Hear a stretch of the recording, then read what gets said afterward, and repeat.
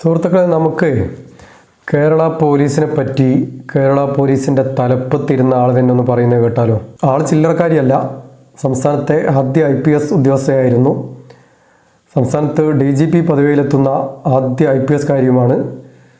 മറ്റ് വിവിധ മേഖലകളിൽ തലപ്പത്തിരുന്ന വ്യക്തി കൂടിയാണ് R. ശ്രീലേഖ IPS.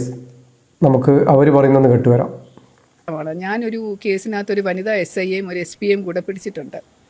ഹൗസ് ബോട്ടിൽ വെച്ചിട്ട് ഒരു SP ആണ്, ഒരു ജില്ലാ SP ആണ്. ഒരു വനിതാ SIയുമായിട്ട് ഈ ഒരു കാര്യം ഞാൻ DGPക്ക് റിപ്പോർട്ട് ചെയ്ത് ആളെ അവിടെ നിന്ന് മാറ്റണമെന്ന് പറഞ്ഞിട്ട് ഒന്നും സംഭവിച്ചില്ല. കാരണം ആൾ പൊളിറ്റിക്കൽ ഹോൾഡ് ഉണ്ടായിരുന്നു.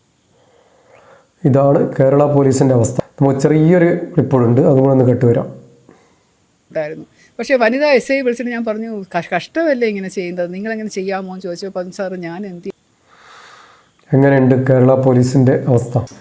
പോലീസ് ഇത്തരം കാര്യങ്ങളിൽ ധൈര്യപൂർവ്വം നിരന്തരം ഏർപ്പെട്ടുകൊണ്ടിരിക്കുന്നത് ഭരണകൂടങ്ങളും രാഷ്ട്രീയക്കാരും കോടതികളും പലപ്പോഴും പോലീസിന് അനുകൂലമായി നിൽക്കുന്നത് കൊണ്ട് തന്നെയാണ്.